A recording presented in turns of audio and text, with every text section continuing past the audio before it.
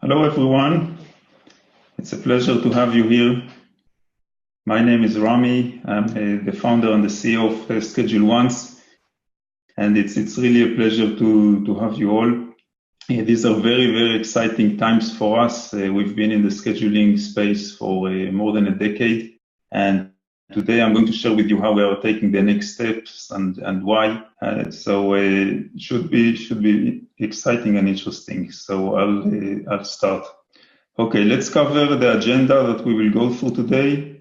We'll start with the evolution of online scheduling, how it all started and where we think it is today. We'll talk about scheduling and lead generation processes. Then we will introduce our new product, InviteOnce. We will go through a product demonstration and finally talk about the key changes that are coming in our new release in 9.0 and also give everyone an opportunity to ask questions. So let's get started. So this is the adoption curve for online scheduling. This is how we think about it. The adoption curves, they typically take an S shape. So at the beginning, adoption is slow, then adoption becomes faster, and then it tapers off. You can see the phases here. At the beginning, it's innovators, then early adopters, early majority, late majority, and laggards. And the first solutions for online scheduling started at around 2005, 2006. It is not that we didn't have online scheduling before, but before, online scheduling was typically used by service businesses that needed to have customers schedule service appointments. The type of scheduling that we are going to talk about is scheduling that is used to make more connections, scheduling for lead generation, scheduling in customer acquisition processes. This market is horizontal and it is used by both service companies and product companies. They all need scheduling for lead generation. So first solution started around 2005, 2006. Then we have another reference point in 2014. This is where the market started to pick up. We had about 9 years where there wasn't really much adoption of online scheduling. The problem was not so much on the user side. Users that were introduced to online scheduling saw the benefit, but it wasn't socially acceptable to send someone a link and say, just schedule with me. People would see it as insulting. But in 2014, probably because people are getting used to do so many things with their cell phone and prefer to just work with their cell phone rather than talk to someone. So online scheduling started to take off with individuals. And about 2 years later, in 2016, we started to see businesses adopting online scheduling. Today, we're here in 2019. We believe we're somewhere here between the early adopters and the early majority, so we still have a lot of growth ahead of us. Okay, so we talked about the market evolution. Let's talk about the evolution of the product and how the features of the product had to evolve in order to meet the demand from the market. And we have a 2x2 here. This is one-on-one meetings, and this is a panel meeting. A panel meeting is a meeting that involves more than one participant from the organization. For example, if I have a sales call and a sales demo, and I need a sales engineer and an account executive, both are from the organization side, this would be a panel meeting. And meetings can be targeted to a specific individual. So, for example, I know that the prospect should be scheduling with John Smith. Or the meetings can be automatically assigned. I don't mind who takes the meeting. Any sales engineer can take the meeting, for example. So these are the axes that we have here. And initially in 2006 to 2011, scheduling was done only with approval. So people didn't trust the system, and the notion of just selecting a time and having it immediately show up in the user's calendar didn't exist back then. Then between 2011 to 2014, automatic booking started to emerge and started to get more traction. Then in 2016, when organizations started to adopt online scheduling, then there was the need to assign meetings. So meetings were assigned via round robin or pooled availability. And in 2017, we started to see the need for panels as organizations needed more sophisticated scheduling capabilities. They were utilizing online scheduling for meetings that previously were scheduled manually. So there was a need for deterministic panels. The deterministic panel is where it's like John and Sally together. So you have to create the panels in advance and let the customer choose. So you have to create many combinations. What we see in 2018 is that we have dynamic panels. For example, you have a group of sales engineers, a group of account executives, and the system will just find all the combination between anyone from group A and anyone from group B. So this is how the product evolved. We learned a lot from the market, and as we evolved the product, we realized that there is a lot of functionality here to develop. But what we also realized is that ScheduleOnce cannot do it alone. ScheduleOnce is a great product, but there is a need for more. So let's see what this more is. ScheduleOnce is a great product for filling up the funnel. So you use ScheduleOnce under a generic configuration. It's a product that you initially set up, and you have a certain configuration, and then anyone that has the link or anyone that comes to your website, if it's integrated on your website, can schedule. And you have event types, but everyone that picks a certain event type is scheduling under the same configuration. And that's great. I mean, it's integrated with your processes and your CRM, and it works well to fill up the funnel. It's a lead generator that generates a lead with a booking. But once the lead is already known and it's in the funnel, there is a big need to personalize scheduling and to make scheduling much more specific to each scenario. And one size fits all doesn't work here. And that's where we saw the need for a new product. The reason it's a new product is that the products are completely, the assumptions and the design goals for each product are completely different. Here we're trying to create a robust generic configuration, and here we want to allow to personalize the parameters of the meeting very quickly and in a very flexible manner. So this product, InviteOnce, is used to schedule once the prospects are known to you. Every meeting is very important. You want to move prospects for the funnel as fast as possible. And that's where there is the need for personalized scheduling. So how do we talk about ScheduleOnce today? ScheduleOnce, you just let the bookings fly in, and it's a smart prospect scheduling on autopilot. You set it up once, and the bookings just fly in. And InviteOnce allows you to take charge of each booking, and you can very quickly personalize each meeting and send an invitation to the customer or schedule on their behalf. And we also have OnceHub. So OnceHub is the new name for the company because we need a bigger home for the Once products, but it is also the name of the platform. So we have a new platform, and the role of the platform is to centralize the login, the user management, and the account management. We don't want you to have to create a new account when you want to use InviteOnce and to have to do all the account management and user management from scratch, having to invite the users. All this will be done in OnceHub, and you'll be able to just use any product you want. It's all going to be under the OnceHub platform. Let's talk about how InviteOnce works. So with InviteOnce, you have resource pools. You know probably what resource pools are from ScheduleOnce. These are groups of team members that share similar skill sets, so they are all equally capable, not necessarily equally, but they're all capable of handling the meeting. You have team members, you have rooms. Rooms can also be in resource pools if these are meetings that happen in the office.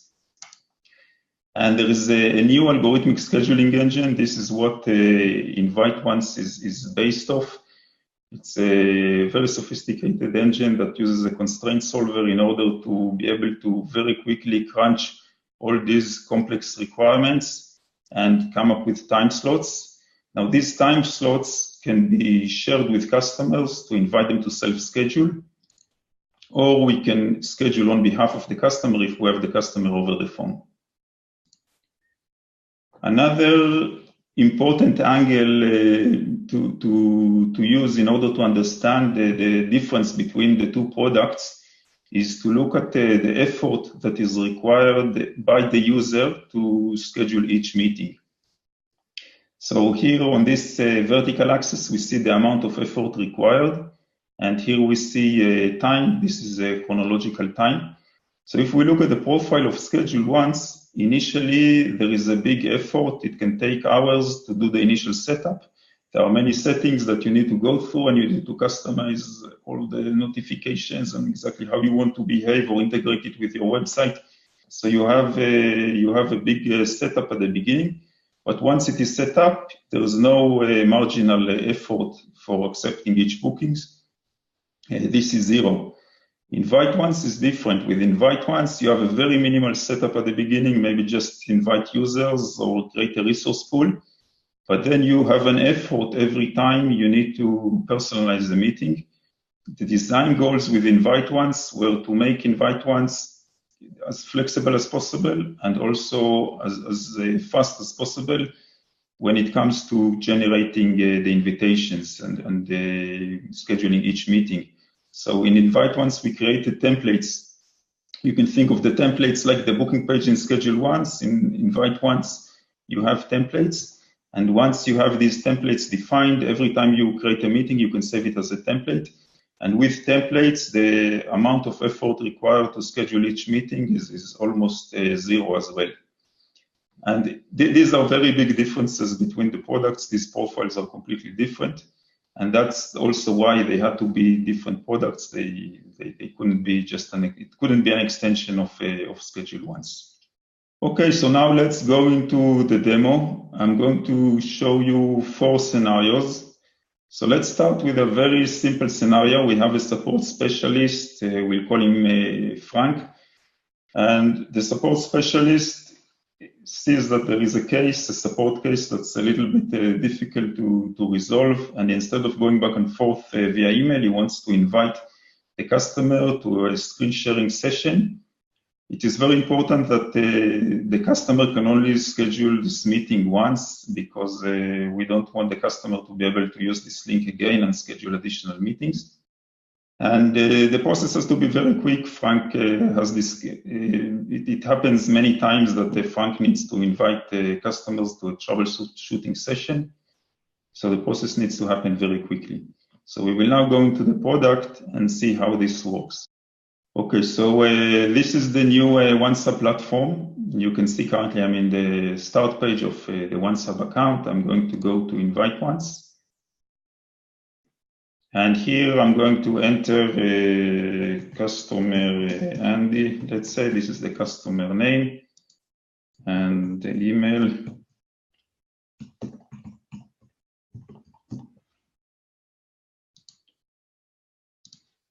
Okay, you can see the template. The template is loading. Here it is. The template is a troubleshooting session, and all the details are already filled in. We have the customer name that we just entered, the subject.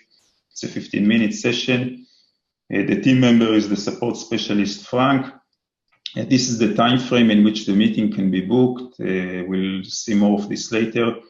The support specialist clicks next, and here they have the invitation email. They're going to invite the customer to self-schedule.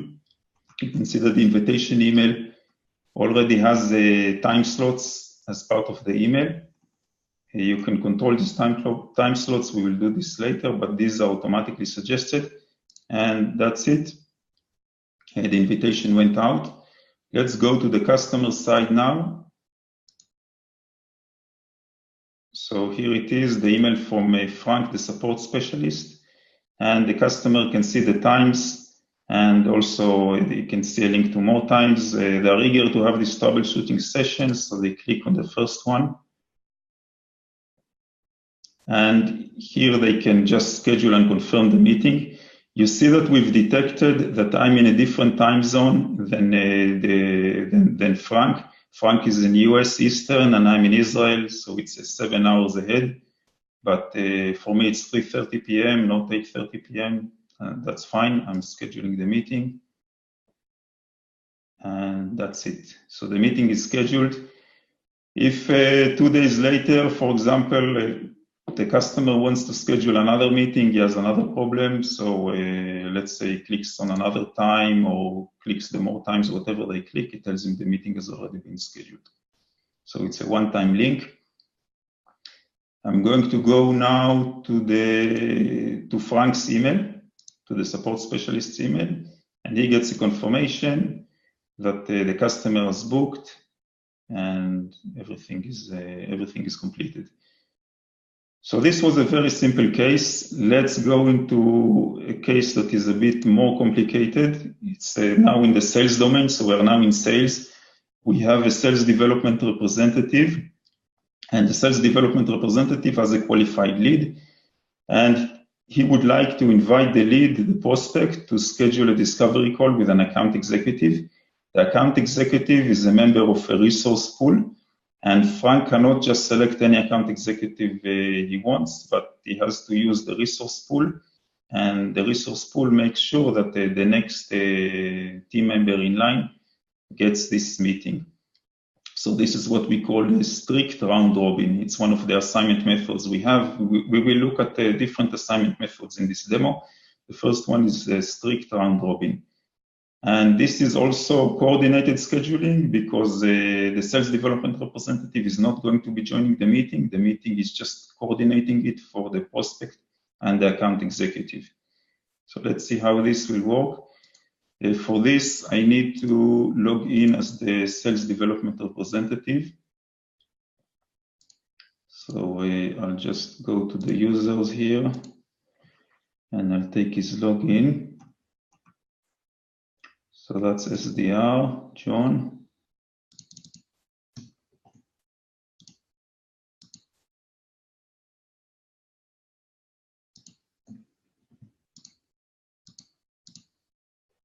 Okay, so I've now logged in as SDR John.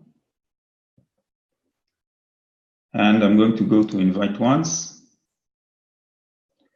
And let's enter the prospect's name.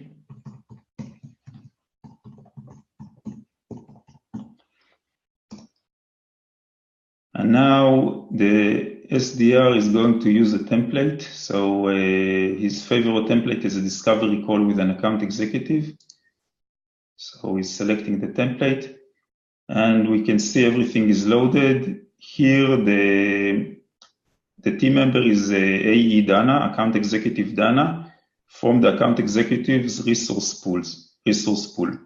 So that's what the system suggested because Dana is the next in line. It's her turn now to get this meeting. And we can see here also the time frame for the meeting. If the SDR wants to see how many time slots are going to be available, they can see that there are time slots here on the 14 and the 15, plus on these days. If this is not good, of course, the meeting time frame can be adjusted in terms of the dates and also the times in which the prospect will be allowed to schedule. So he clicks next, and here in the email, this is the email that's going to go to the prospect.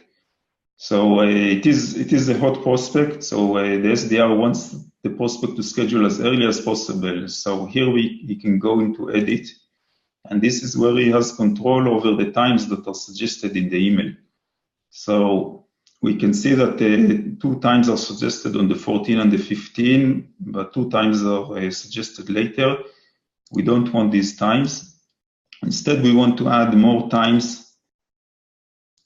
Let's add a few more times on the 14th and the 15th and add these to the email. So this was just added to the email and invite.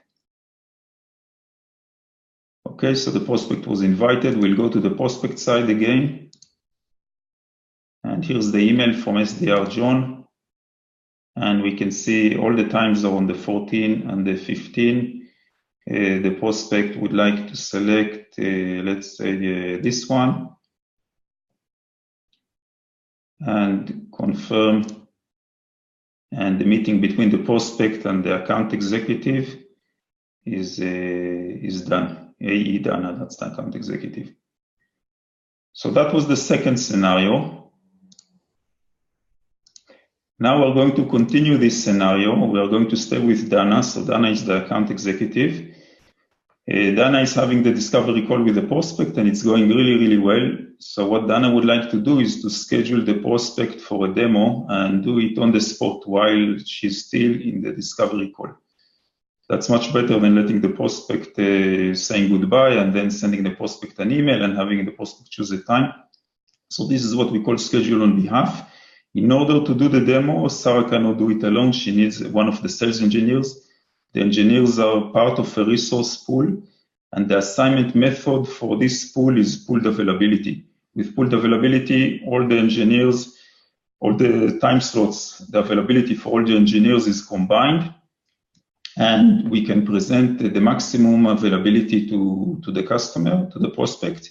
And when the prospect, when Sarah will schedule the prospect, one of the sales engineers that has a time that corresponds to the time slot will be selected. So this is going to be a panel between a sales engineer, Sarah, and the prospect. Okay, so let's go and log in as it's not Sarah, it's Dana.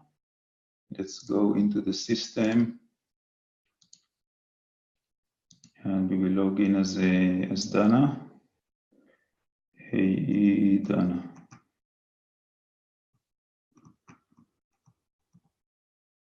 Hey, Dana, the first one.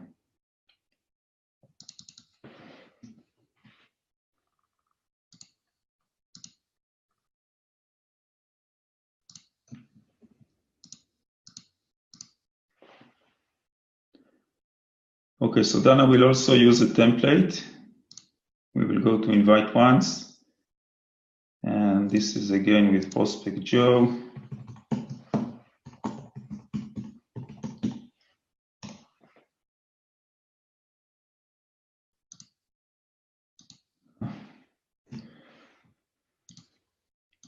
Okay.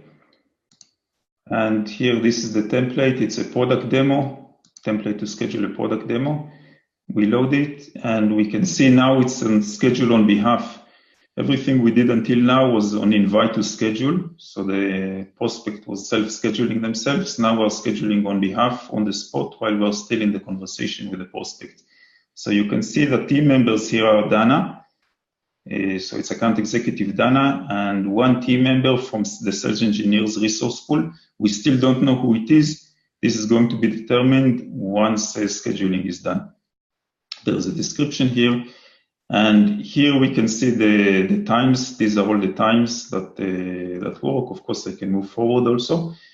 But Dana is talking to the prospect on the phone, and the prospect really would like to do something early in the morning on Wednesday. 8 a.m., 8:30 is a bit too early, but he prefers 9 or 10, but we don't see these times. So Sarah wants to understand why there is no availability between 8:30 to 11, so she can show conflicts.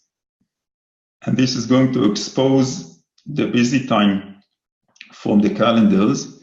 So we can see now that we wanted to see why 9 a.m. was not available, because Sarah has sales training, and that's the reason that, that's the reason that this time is not available. But sales training is internal, it can be moved. The prospect is eager to do it at 9 a.m. So Sarah can select 9 a.m., confirm, not Sarah, Dana, sorry.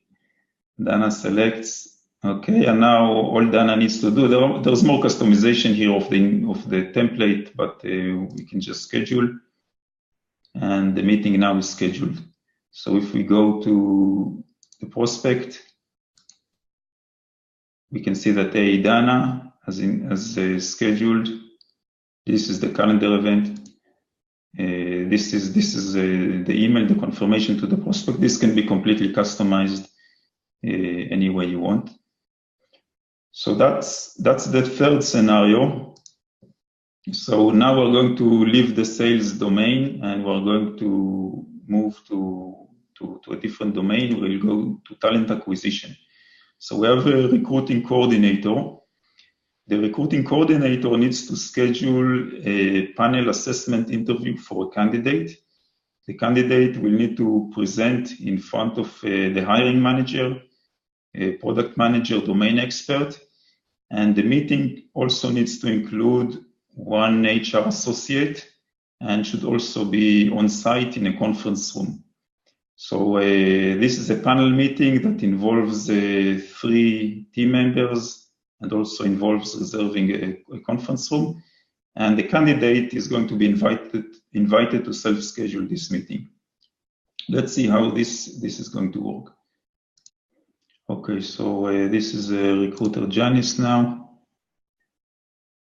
And we're going to add candidate Frank.